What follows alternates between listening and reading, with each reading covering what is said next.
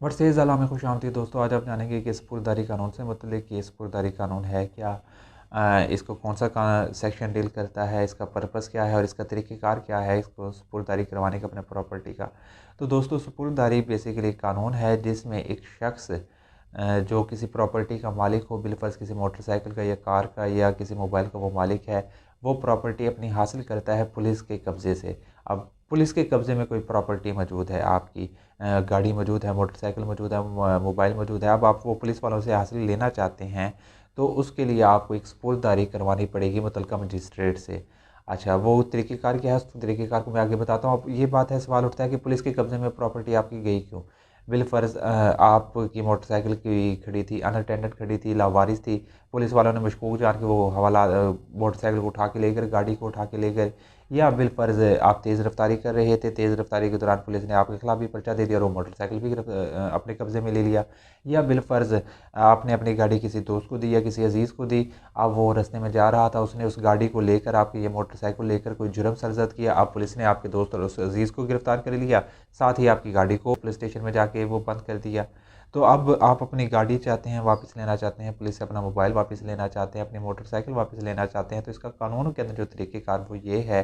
कि आप उस जो थाना है, बिलफ़र्ज़ थाना सदर मुल्तान है, थाना सदर मुल्तान का जो मुतल्लिका मजिस्ट्रेट होगा, आप उसके पास जाएँगे, उसके पास जाकर आप एक एप्लीकेशन देंगे, यानी आप वकील करेंगे, वकील साहब को ये करेंगे, वकील साहब एक एप्लीकेशन देंगे इसकी। एप्लीकेशन के अंदर वो सारी जो प्रॉपर्टी आपकी गाड़ी आपकी मौजूद है पुलिस स्टेशन में, आप गाड़ी की पूरी डिस्क्रिप्शन बयान करेंगे कि जी ये मेरी फ़लाँ गाड़ी है, इसका ये मालिक हूँ, गाड़ी के कागज़ात आप साथ लगाएँगे मलकियत के, और इस तरीके से फ़लाँ मुकदमे के अंदर या फ़लाँ तरीके से पुलिस ने ये गाड़ी मेरी को अपने पुलिस स्टेशन में बंद कर रखा है, जो वहाँ खड़ी होके जो उसको नुकसान होने का ख़तरा है, तो बराए मेहरबानी मेरी गाड़ी मेरे हवाले वापस की जाए। तो आप ये इस तरीके से एप्लीकेशन लिख के दे देंगे पुलिस मुतल्लिका मजिस्ट्रेट को, जो थाने का मुतल्लिका मजिस्ट्रेट होगा, तो मजिस्ट्रेट उस एप्लीकेशन के ऊपर लिख देगा रिपोर्ट टू एसएचओ। अब रिपोर्ट टू एसएचओ का मतलब ये है कि आप उस मुतल्लिका जो पुलिस स्टेशन जहाँ आपका प्रॉपर्टी, गाड़ी, मोटरसाइकिल, मोबाइल या जो भी उनके कब्ज़े में है, वो जिसके कब्ज़े में है, आप कहेंगे कि उस मुतल्लिका एसएचओ से रिपोर्ट करवा के लेकर आएँ, मजिस्ट्रेट कहेगा। अब वो आप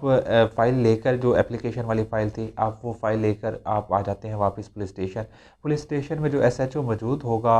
या सब इंस्पेक्टर या इन्वेस्टिगेशन ऑफिसर जो भी होगा, जो एप्लीकेशन आप लेकर जाएँगे उसके पीछे एक रिपोर्ट लिख देगा कि जी हाँ, ये जो गाड़ी मौजूद है या मोटरसाइकिल मौजूद है, हमने फ़लाँ मुकदमे में गाड़ी एक अपने कब्ज़े में ली है, फ़लाँ मोटरसाइकिल अपने कब्ज़े में ली है, या मोबाइल हमारे कब्ज़े में है, वो पीछे लिख देगा, और वो ये लिख देगा कि जी हमारे कब्ज़े में मौजूद है और जैसा आप हुक्म करें, अदालत हुज़ूर हुक्म करेगी, हम उसके पाबंद हैं। यानी इससे क्या बात साबित होती है, रिपोर्ट टू एसएचओ का मतलब ये होता है, मजिस्ट्रेट जो करवाता है उसका पर्पज़ ये है कि ताकि ये बात वाक़ई कन्फर्म हो जाए कि वाक़ई उस पुलिस स्टेशन में आपकी प्रॉपर्टी मौजूद है। जब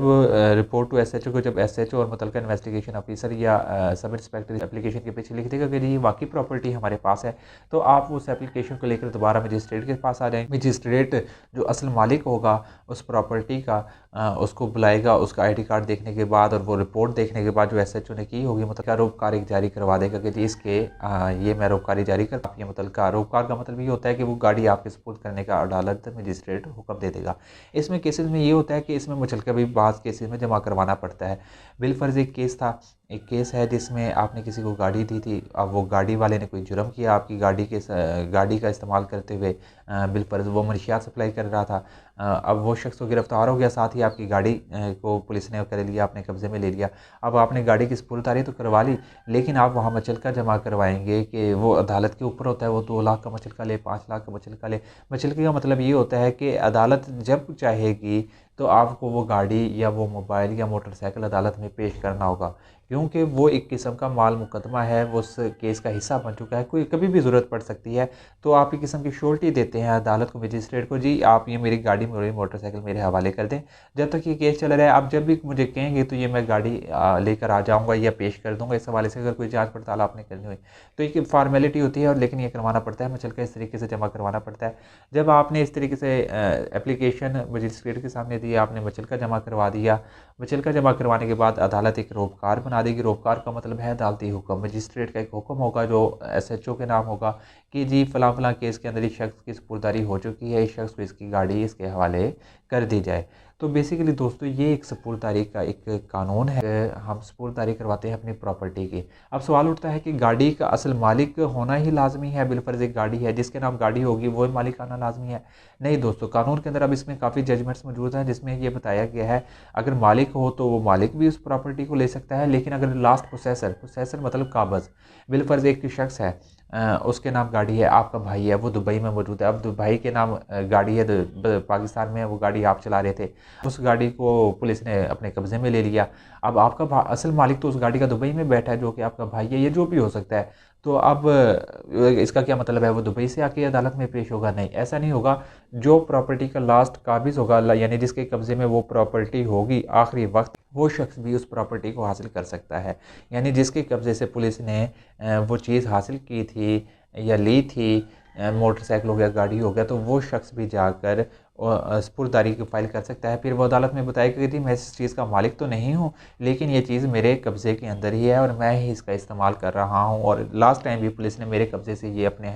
पास रखी थी। तो इस तरीके से मालिक भी सपुर्दगी करवा सकता है, वो तो ऑब्वियसली करवा सकता है, लेकिन जो मालिक नहीं है प्रॉपर्टी का, जो कि काबिज़ है प्रॉपर्टी का, लास्ट पोसेसर था, वो भी प्रॉपर्टी अपने नाम सपुर्दगी इस तरीके से पुलिस से ले सकता है और मजिस्ट्रेट से ऑर्डर करवा सकता है। तो दोस्तों इसको जो कानून बेसिकली डील करता है वो है सीआरपीसी का जो सेक्शन है 517 और 520, 517, 517 और 520 सेक्शन सीआरपीसी इसको डील करते हैं सपुर्दगी के कानून को। और इसका पर्पज़ बेसिकली इस कानून का यही है कि अब ट्रायल 6 महीने चलता है, साल चलता है, 2 साल चलता है। अब वो अगर गाड़ी पुलिस स्टेशन में मौजूद रहे तो उसका तो बेड़ा गर्क हो जाएगा, वो तो किसी काम की नहीं रहेगी। तो उस माल को बचाने के लिए, डैमेजेस से बचाने के लिए, कि वो उसका नुकसान इस तरीके से ना हो, तो अदालत जो जितना भी बड़ा केस हो, चाहे वो कोई डकैती का केस है, मनशियात का केस है, तो अदालत इस तरीके से गाड़ी को अब गाड़ी का क्या कसूर है, बंदा तो चलो जो मुजरिम है वो तो जेल में चले जाए, लेकिन एक गाड़ी का तो इस तरीके से